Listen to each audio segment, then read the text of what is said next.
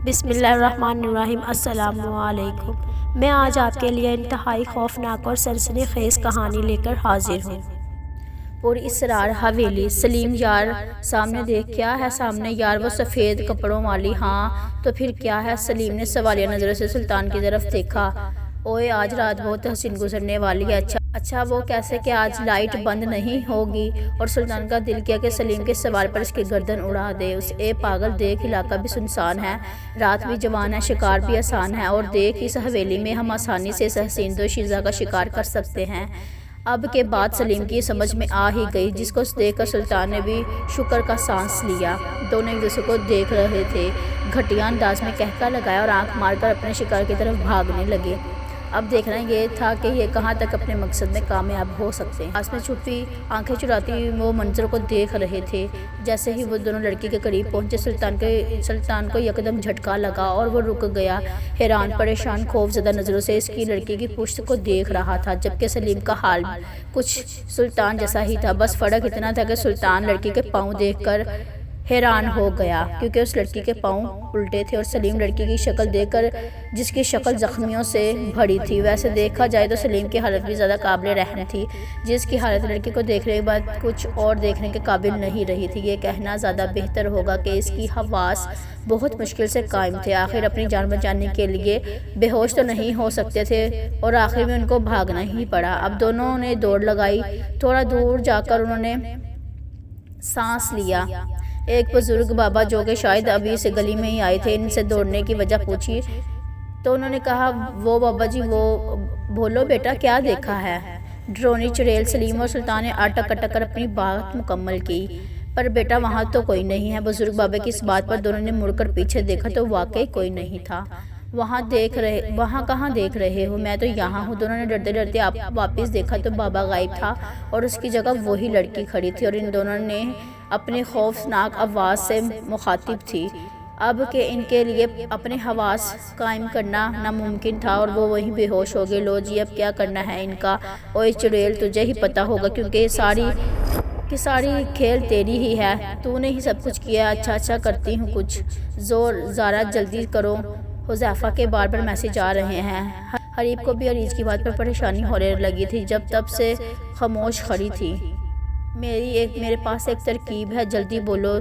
चारों एक साथ बोले, जिनमें सबसे ऊंची आवाज़ ज़ारा की थी। अब वो इसको भी फिक्र होने लगी थी, क्योंकि ऐसा पहले कभी नहीं हुआ था कि कोई इनकी शरारत से बेहोश हो जाए। वो इस बात से बेखबर थी कि आज की शरारत के बाद वो कभी इस तरह की शरारत नहीं करेगी। हम सब लड़कियां इस हवेली की तरफ छुप जाती हैं, और हरब तुम इनके मुंह हमारे छुपते ही पानी फेंक देना, इनसे वो होश में आ जाएंगे। तुम इतने यकीन से कैसे कह सकती हो कि ये होश में आ जाएंगे?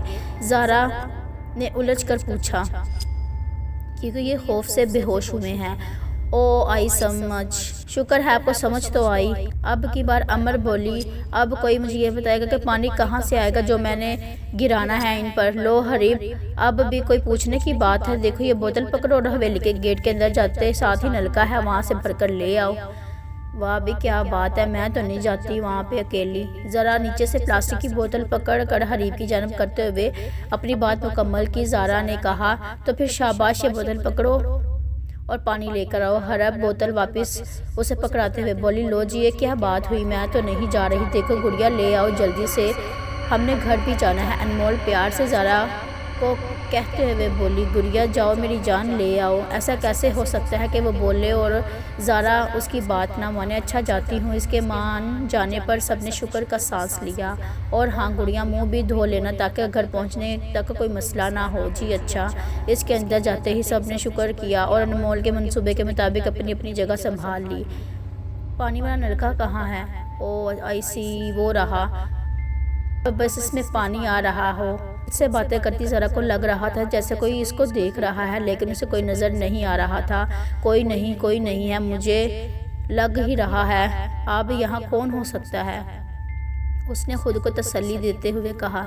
एकदम उसे लगा जैसे उसके पीछे कोई है। एकदम से उसे ऐसा महसूस हुआ कि उसके पीछे कोई खड़ा है।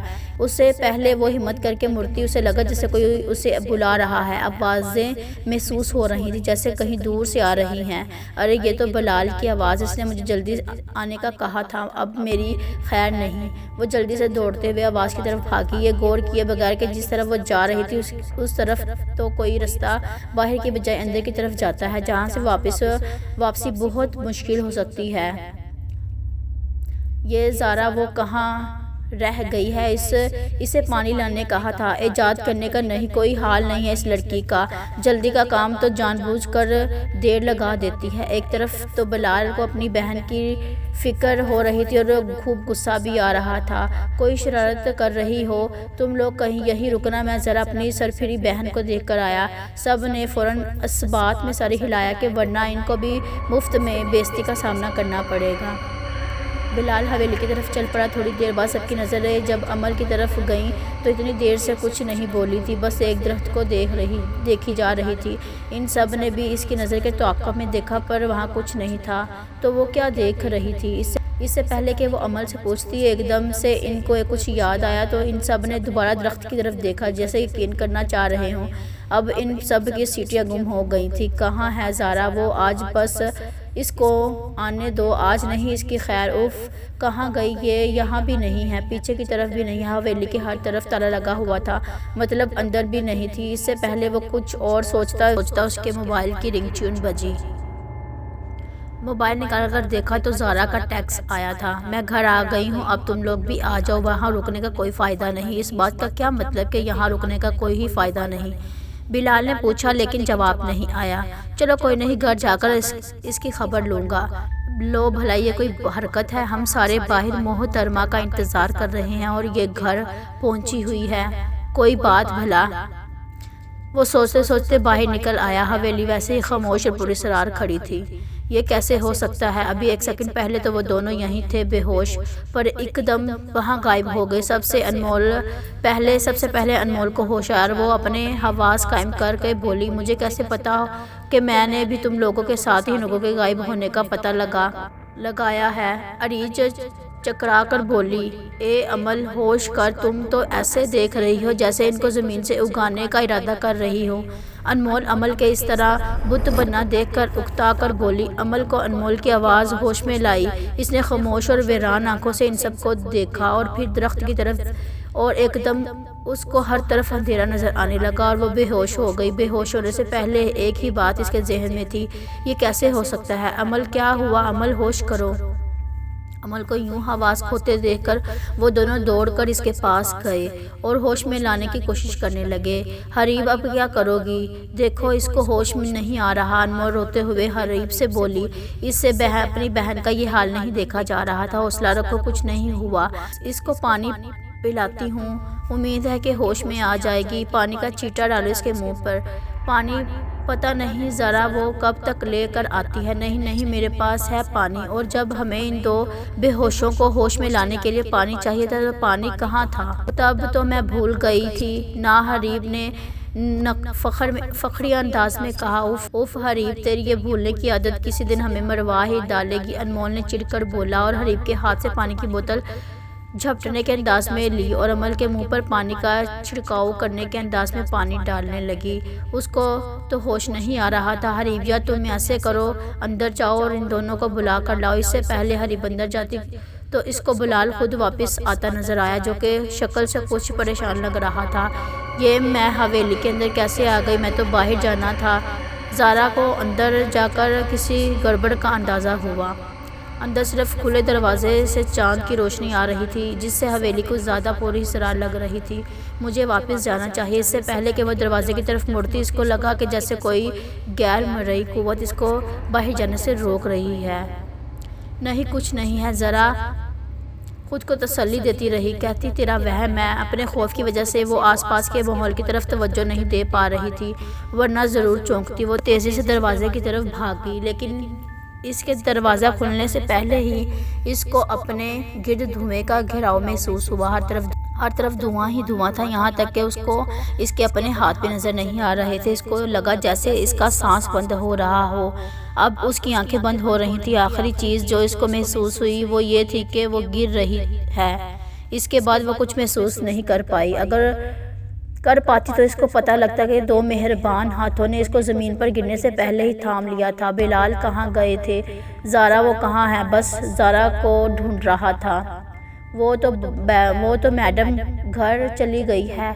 ओ अच्छा, याद आ गया। बिलाल तुम जल्दी चलो वहाँ। अमल को पता नहीं क्या हुआ है, एकदम से वो बेहोश हो गई है और आंखें ही नहीं खोल रही। क्या हुआ एकदम से? उसे कुछ अंदाज़ा है तुम लोगों को? बिलाल जल्दी से अमल के पास पहुंचा और अनमोल से पूछा। मुझे लगता है कि डर के बेहोश हो गई है। डर किससे? वो जो दो आदमी बेहोश थे ना, एकदम से पता नहीं कहाँ गायब हो गए। चलो छोड़ो इनको, अभी तो इसको डॉक्टर के पास लेकर चलते हैं। उसकी नब्ज़ बहुत आहिस्ता चल रही थी।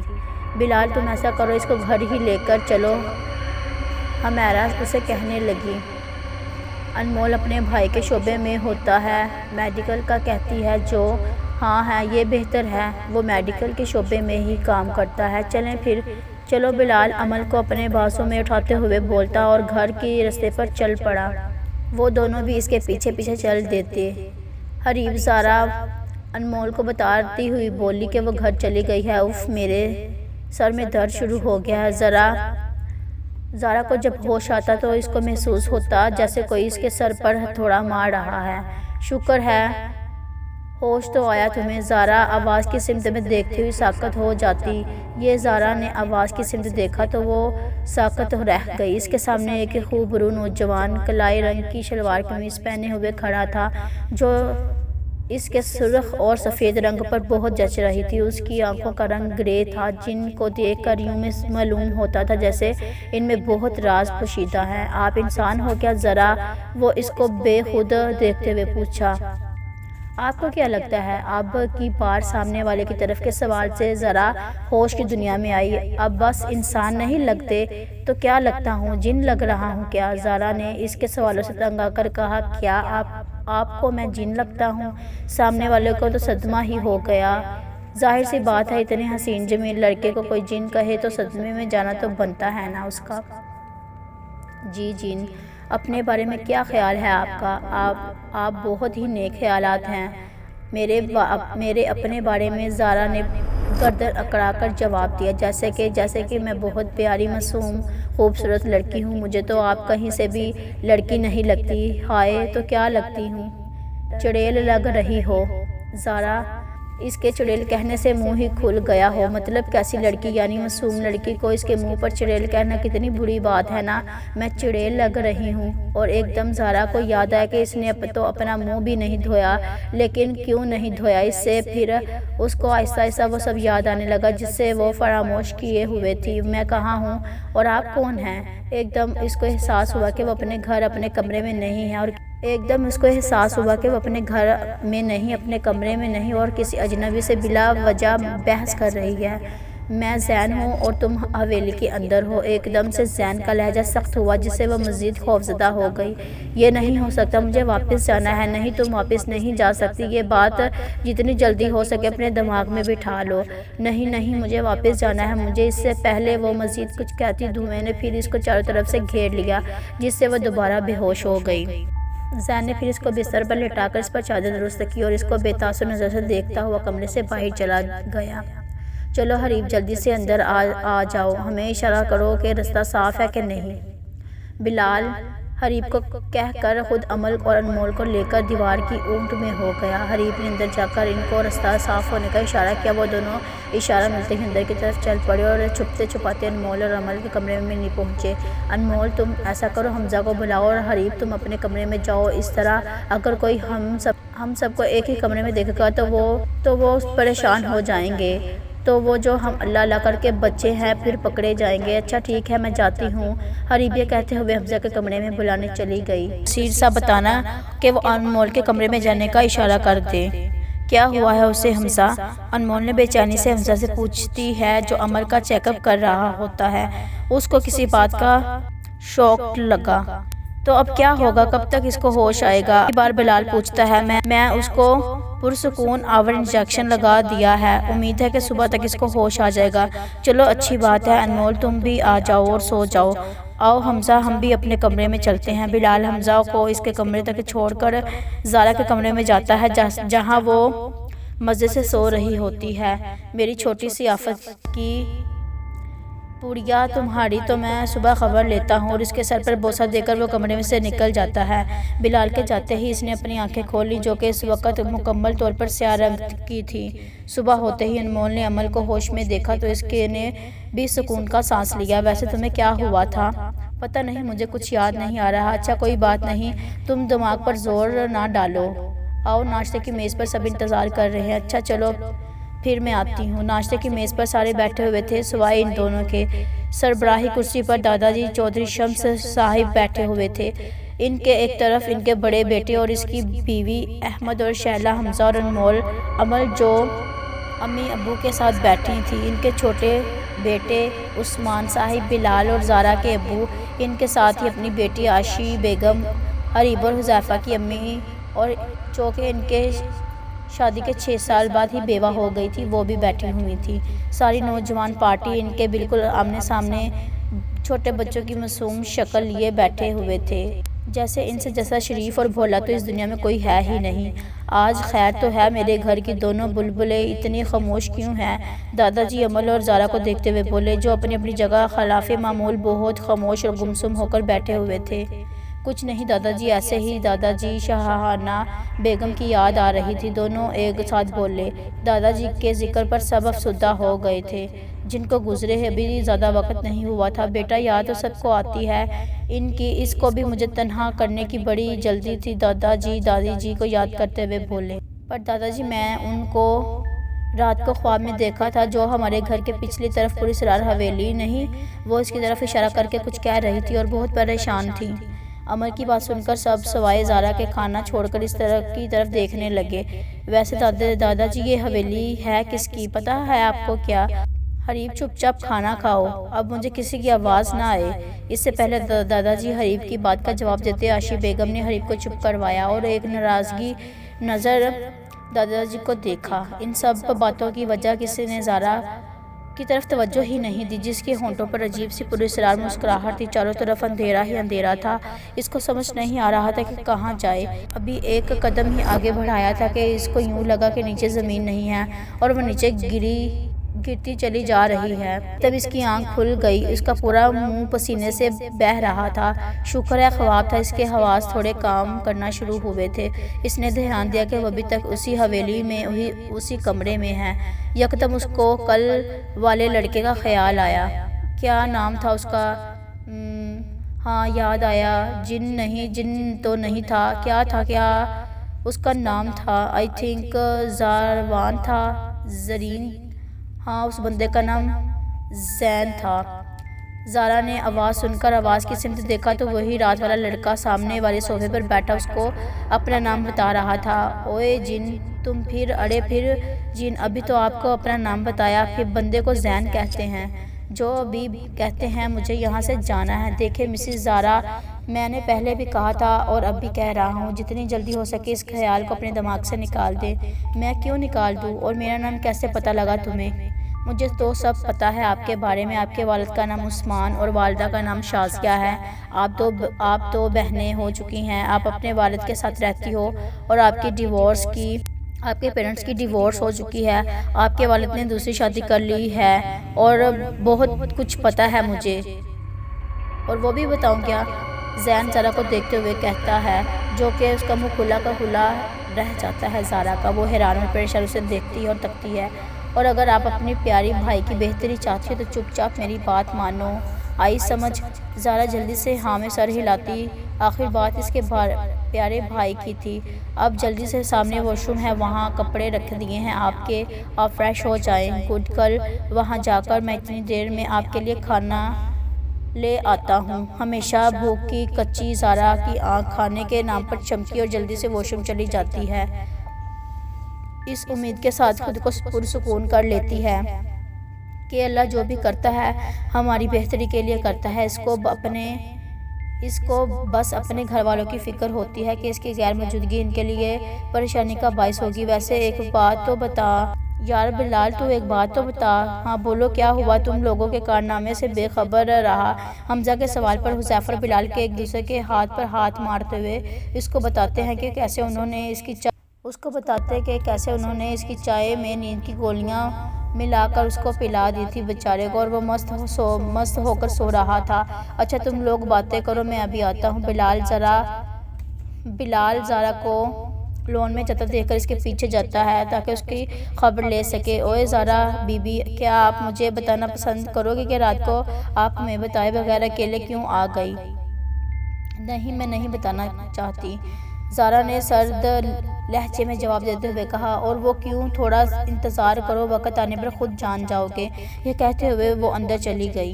बिलाल हैरान परेशान सा उसको जाते हुए देखता रहा। क्यों इससे पहले ज़ारा ने कभी इस लहजे में बात नहीं की और ना ही कोई बात छुपाई थी। वो परेशान था। उसका खाना कमरे में ही पड़ा हुआ था। खाना खाते हुए उसको यूँ महसूस हो रहा था जैसे कोई उसको बड़ी गहरी नज़र देख रहा हो, लेकिन इसने कमरे में एक बार चेक किया तो उसे कोई नज़र नहीं आया। कुछ था नहीं तो इसने कमरे का जायज़ा लेना शुरू कर दिया। इसको ये देखकर बड़ी हैरानगी हुई कि ये कमरा उसके अपने कमरे से काफ़ी मिलता जुलता था। बस इसके कमरे में रंग गुलाबी किया गया था, जबकि उस कमरे का रंग नीला था और कारपेट भी नीला था। वैसे ही बेड के सामने दीवान और इसके सामने सोफ़े सेट किए हुए थे।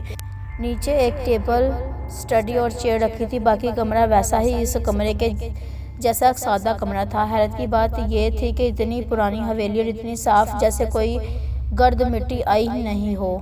अभी तो सो के उठी हूँ, फिर नींद आ रही है। खैर मैंने और करना ही क्या है, सो जाती हूँ। ये कहते हुए वो दोबारा बिस्तर पर लेटकर सो गई। ज़ारा, क्या कर रही हो? हरीब, जिसको अक्सर रात के वक्त बहुत प्यास लगती है और उसका पानी का जग भी जल्दी ख़त्म हो जाता था, जिसको भरने के लिए उसको अक्सर उठना पड़ता था। आज भी वो जब पानी भरने के लिए किचन में गई तो ज़ारा को पहले ही किचन में देखकर पूछा, खाओगी फिंगर चिप्स? हाँ, ये भी कोई मना करने की बात है? ये कौन काफिर मना करता है चिप्स को? ये भी कोई भला पूछने की बात है? ये कहते हुए ज़ारा के पास आ जाती है, लेकिन पास जाकर इसकी आंखें देखकर खौफ की वजह से फटने वाली हो जाती हैं। वो आलू की जगह अपनी उंगलियां काट कर फ्राई कर रही होती है, और फ्राई पैन में भी ऑयल की जगह खून ही खून होता है, जिनमें उंगलियों के छोटे छोटे टुकड़े तैरते हुए नज़र आते होते हैं। ये देखो, अभी इससे की पहली सूरत हाल से ही नहीं संभली थी कि ज़ारा के कहने पर वो दोबारा इसकी तरफ हिम्मत करके देखती ही है। अब की बार उसकी सांस ही रुक गई, क्योंकि वो अपनी एक आंख से इसको देख रही होती है। जब उसकी एक आंख पूरी सफ़ेद होती है, आई बॉल, दूसरी आंख, एक आंख तुम्हारी, एक आंख मेरे हाथ में है। नहीं, मैंने नहीं खानी, हरीब अटक कर बहुत मुश्किल से जवाब देती है। अरे खा लो, चिप्स तुम्हारे लिए बनाई हैं। हरीब डर के मारे नहीं खा रही थी। अब तो तुम्हें खानी ही पड़ेगी। नहीं, मुझे नहीं खानी, मुझे नींद आ रही है, मैं सोने जा रही हूँ। तुम ही तो कह रही थी कि कौन काफिर मना करता हो। ये कहकर ज़ारा ज़बरदस्ती इसके हाथ पकड़कर अपनी बची कुची उंगलियां काटने लगी। अभी ज़रा सा कट लगा था कि हरीब ने ज़ोरदार चीख मारी, और इस चीख से सब की आंख खुल गई। क्या हुआ? क्या? इसकी चीख की आवाज़ सुनकर सब दौड़ते हुए किचन में आते हैं। हरीब, गुड़िया आंखें खोलो। हुज़ैफा उसका मुंह प्यार से थपथपाते हुए कहता है। नहीं भाई, मुझे डर लगता है। देखो गुड़िया, हम सब हैं ना यहाँ, कुछ नहीं होगा, तुम बस आंखें खोलो। हुज़ैफा के कहने पर वो डर के आंखें खोलती है, और जहाँ सब इसके ज़िले जमा होते हैं। इन सबको देखने के बाद वो दोबारा उस तरफ देखती है जहाँ ज़ारा खड़ी होती है, लेकिन अब वहाँ कोई नहीं होता। अलबत्ता खून अभी भी होता है यहाँ। हरीब बेटा बताओ अब, आशी बेगम पूछती है। इससे पहले वो जवाब देती, बिलाल की नज़र इसके हाथ पर जाती है जो पूरा खून से भरा हुआ होता है। I hope you like this video. Please like, share and subscribe to my channel, and don't forget the press bell icon.